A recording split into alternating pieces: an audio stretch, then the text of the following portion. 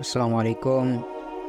We're starting our first ever English audiobook, 8 Positive Attitudes by Robert T. Schuller. So let's start. This is our first English audiobook, and I think as Bangladeshi we have lack of listening skills in English and speaking skills in English. So we're trying to enrich our skill, inshallah.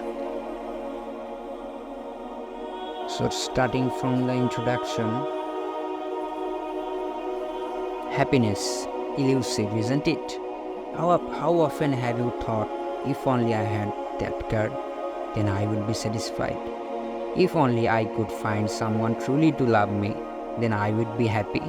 If only I wasn't under so much financial stress, then I would be content. If only, if only. The news I have for you today is all the if onlys in the world, even if they all came true, still could not guarantee your happiness. As we all have discovered at one time or another, cars, houses, jewelry, and other material gains don't bring happiness for long after the immediate rush of joy at receiving something we have longed for. We are hit with the unique problems that every gain brings. I will never forget the young man who longed for a Ferrari. He dreamed about it, he imagined himself behind the wheel. He could smell the soft, supple leather. He could feel the power of the engine as it hugged the road. Then it happened. He got the promotion he wanted, and with the promotion came a good-sized race. At last he knew he could fulfill his fantasy. Shining black, the Ferrari gleamed and glistened as he drove it away from the showroom floor. His dream had come true. He was ecstatic.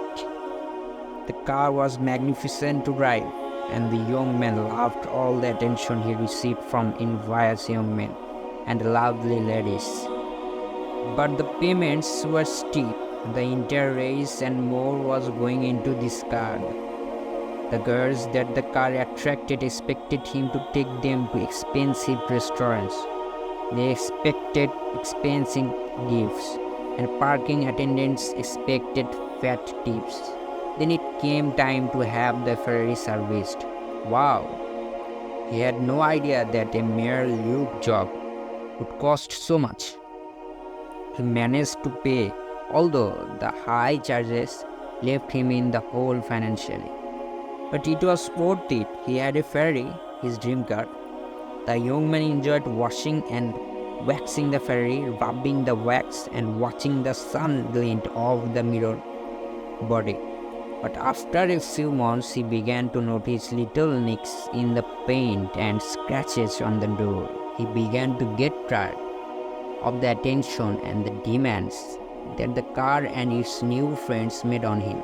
In fact, he was beginning to wonder whom the girls were going out with, him or his car. That car, the young man's pride and joy, his source of happiness, was beginning to become a source of disappointment and depression as well as a burden. This letdown was totally unexpected. He had thought he would be eternally happy once he had that car, but he wasn't. Future shock overtook and shook him. Now he was haunted by the question, will I ever be happy? Will I ever be satisfied? Attitudes are more important than facts. Carl Menninger. This is just a quote included here. Okay. Material gains will not bring happiness. People who search for happiness in terms of money, real estate, possessions, or investment portfolios are always in for a rude awakening. All the money in the world will not buy happiness. I have known some very wealthy people, and they have just as many problems as you and I do. They are no happier than you or I. In fact, money frequently brings with it more problems and less happiness. Wealthy people are often lonely and suspicious of people's motives. If wealthy can't guarantee happiness, then how about fame? I have known famous people and many of them live lives of despair. I'm sure that you can think of several movie stars and performers whose names were household words, who had achieved the highest level of fame, but who were so unhappy that they indeed all the suicide. What do you look to find happiness? Riches. It will take more than money. Recognition. Fame is fleeting. Relationships. Even those who love you will sometimes let you down. Recreational drugs. They create habits that spell nothing but trouble.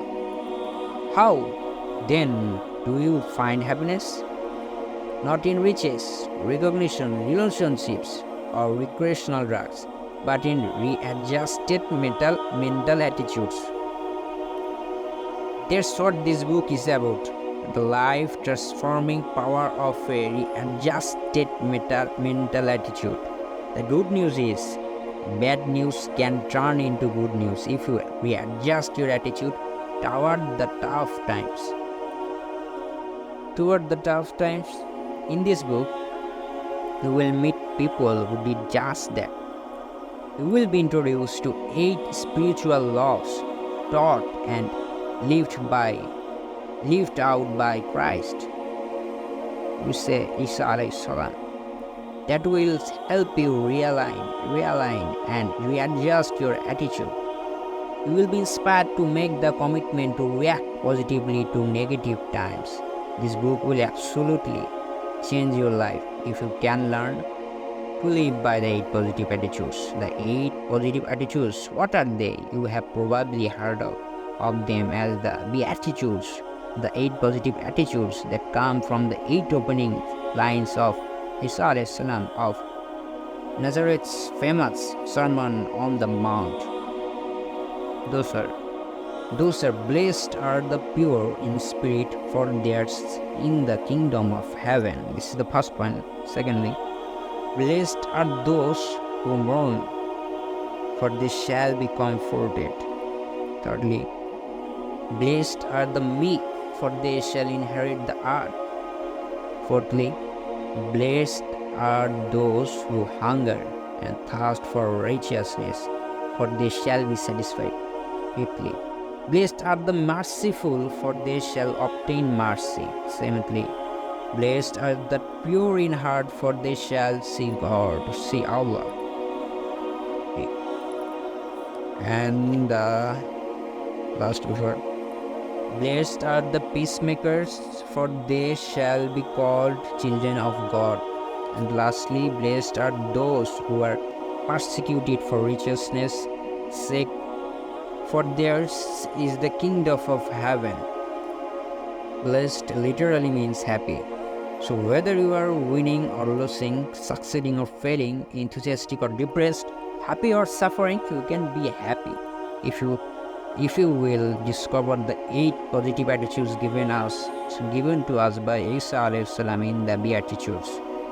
Architect Philip Johnson, who designed the Crystal Cathedral, says the most important part of any structure is the goes into. That part or place where a person goes into the experience. What the goes into is to a building, what the overture is to a symphony, what the first service to tennis, what the main entrance is to a facility, what the glorious christening is to a ship, what the opening salvo is to an argument, what the first impression is to a new relationship, what the opening number is to a program. That's what these 8 classic sentences are to the teachings of Isa alayhi salam. They have passed the test of time. For over 2000 years, they have transformed the minds, the moods, the manners of men and women. What is their secret? Why have they proven unsurpassed and successful therapy to depressed minds? Now we know the analysis is in. The secret is out. Each contains the spiritual motivation to alter a human being's attitude. What we really have here is a therapeutic exercise in replacing negative attitudes with positive attitudes. Yes, here, unsurpassed in helpful literature are 8 positive attitudes that will transform any life. Discover them, apply them, enjoy life with these 8 positive attitudes.